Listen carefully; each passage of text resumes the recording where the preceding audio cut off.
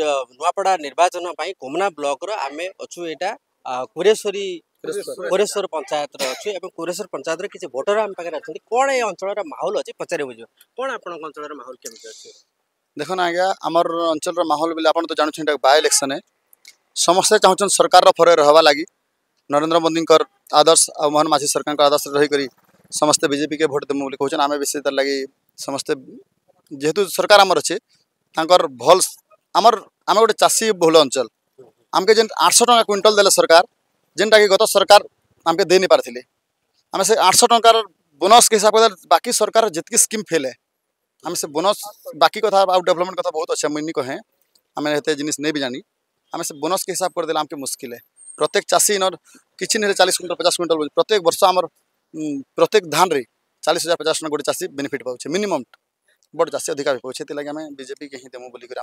थय करनी आम अंचल लोग।